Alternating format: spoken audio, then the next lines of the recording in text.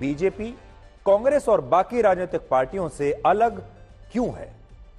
विपक्षी पार्टियों के नेता, बड़े बड़े राजनीतिक विश्लेषण और यहां तक कि मीडिया भी जब यही मानकर चल रहा था कि राजस्थान में भजनलाल शर्मा को मुख्यमंत्री बनाने से वसुंधरा राजे बगावत कर देंगी और भजनलाल शर्मा को वसुंधरा राजे का आशीर्वाद कभी नहीं मिलेगा, वसुंधरा राजे उन्हें कभी स्वीकार नहीं करेंगी, तब ऐसे में वसुंधरा राजे और भजनलाल शर्मा की इन तस्वीरों ने हर किसी को आज हैरान कर दिया है। आज की जो तस्वीरें हैं जरा देखिए, अलग ही तस्वीरें हैं। आज कई बार कहते हैं राजनीति में एक दिन भी एक युग के बराबर होता है और ये ऐसा लगता है नया युग शुरू हो रहा है।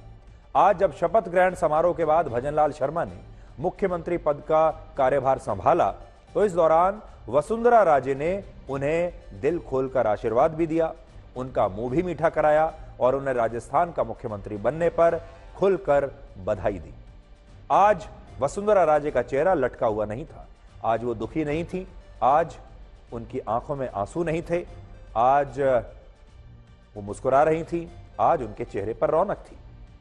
सोचिए, जो वसुंधरा राजे मुख्यमंत्री पद के लिए भजनलाल शर्मा के नाम की घोषणा करते समय क्रोधित दिख रही थी, निराश दिख रही थी, वही वसुंधरा राजे आज भजनलाल शर्मा को मुख्यमंत्री की कुर्सी पर देखकर मुस्कुरा भी रही थी और अपनी खुशी का खुलकर इजहार भी कर रही थी।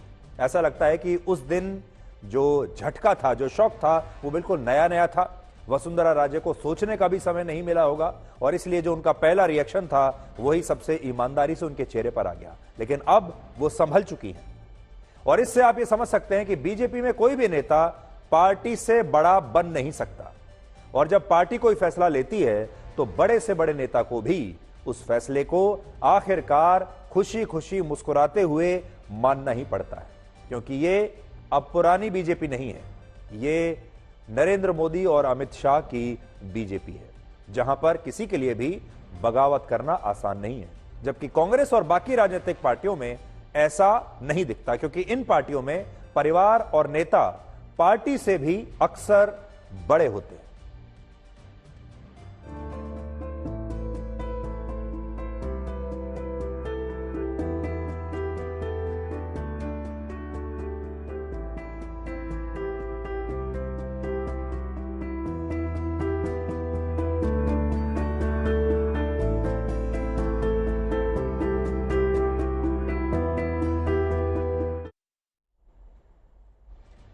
छप्पन वर्ष के भजनलाल शर्मा ने आज राजस्थान के 14वें मुख्यमंत्री के रूप में शपथ ली और इस दौरान उनके शपथ ग्रहण समारोह में प्रधानमंत्री मोदी, गृह मंत्री अमित शाह और बीजेपी अध्यक्ष जेपी नड्डा समेत कई बड़े नेता और बीजेपी शासित राज्यों के मुख्यमंत्री शामिल होने के लिए वहां पर पहुंचे।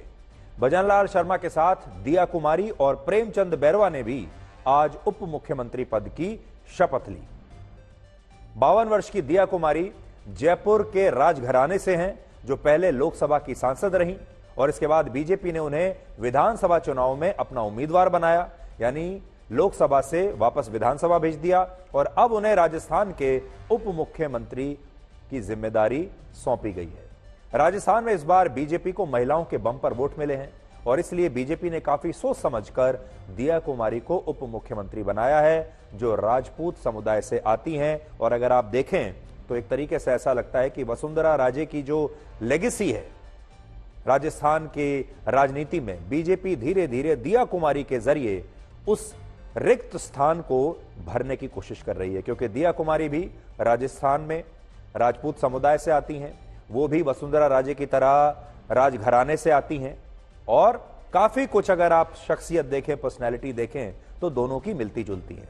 और आप ये कह सकते हैं आज की कम से कम इन तस्वीरों को देख के कि वसुंधरा का जो राज है वो धीरे धीरे अब समाप्ति की ओर है, वो एक्सपायर हो रहा है और उसके बाद दिया कुमारी धीरे धीरे उनकी जगह को भरने की कोशिश आने वाले समय में करेंगी और दिया कुमारी पर असल में सबकी नजर रहेगी।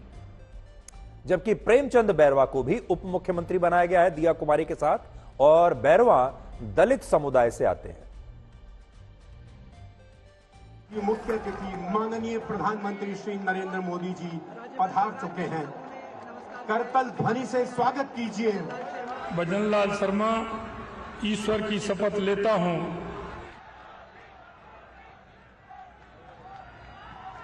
मैं दिया कुमारी ईश्वर की शपथ लेती हूँ।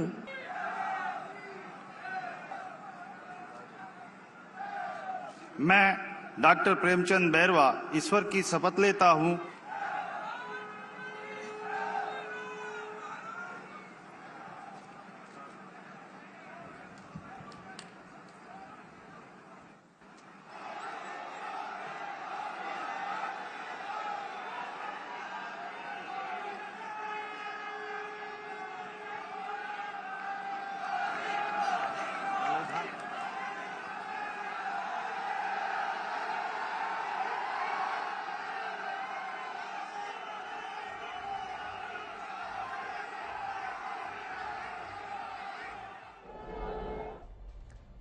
और देखिए, दिलचस्प बात यह है कि आज भजनलाल शर्मा ने मुख्यमंत्री पद की शपथ ली। राजस्थान के मुख्यमंत्री आज वो बन गए और आज ही उनका जन्मदिन भी है।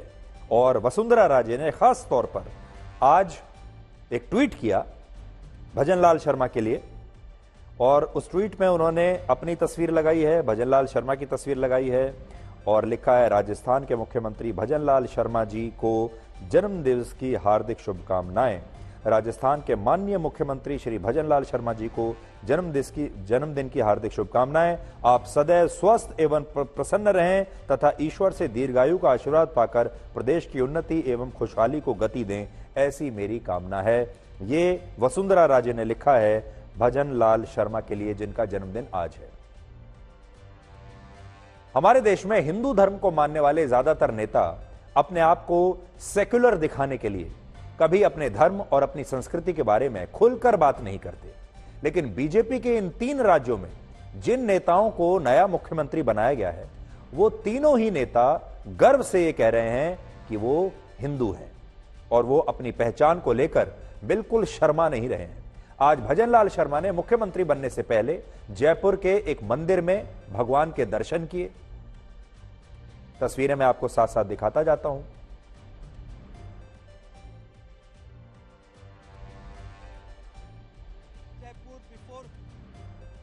इसके बाद वो एक गौशाला पहुंचे जहां उन्होंने गायों की पूजा की और गौ सेवा की। फिर वो अपने घर पहुंचे जहां उन्होंने अपने माता पिता के चरण धोकर अपने माता पिता का आशीर्वाद लिया मुख्यमंत्री की कुर्सी पर बैठने से पहले। वो तस्वीरें भी आप देख लीजिए। और हमारे हिंदू संस्कारों में और संस्कृति में अक्सर ये कहा जाता है कि जब भी कोई बड़ा काम करने के लिए जाओ तो हमेशा अपने माता पिता का आशीर्वाद लेकर जाओ। जब लोग बच्चे परीक्षा देने के लिए भी जाते हैं तब भी माता पिता का आशीर्वाद लेने के लिए जाते हैं। जब कोई खुशखबरी होती है तो खुशखबरी के बाद सबसे पहले माता पिता का आशीर्वाद लिया जाता है। और राजस्थान के नए मुख्यमंत्री अपनी पत्नी के साथ आज अपने माता पिता के चरण धो रहे हैं और उनसे आशीर्वाद ले रहे हैं। और हमारे देश के जो परिवार आज भी हिंदू संस्कृति में और इस तरह के रीति रिवाजों में विश्वास रखते हैं, आज उन्हें ये तस्वीरें देखकर बहुत अच्छा लगेगा।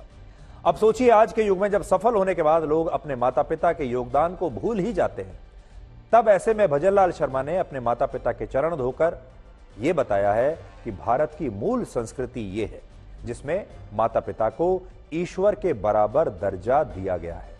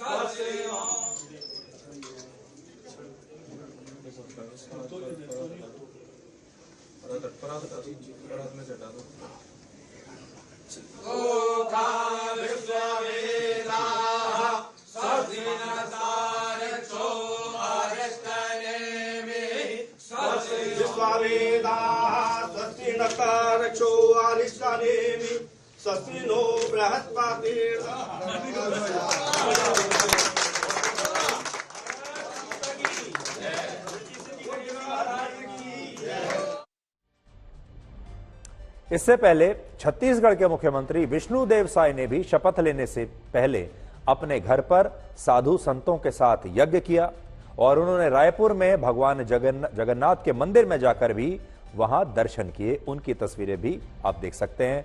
और इसके बाद उन्होंने शपथ ग्रहण से पहले अपने माता पिता का भी आशीर्वाद लिया। अब देखिए, इसी तरह मोहन यादव ने भी मध्य प्रदेश का मुख्यमंत्री बनने से पहले उज्जैन के महाकाल मंदिर में पूजा अर्चना की और शपथ लेने के बाद उन्होंने मुख्यमंत्री के दफ्तर में भी हवन करवाया, पूजा करवाई।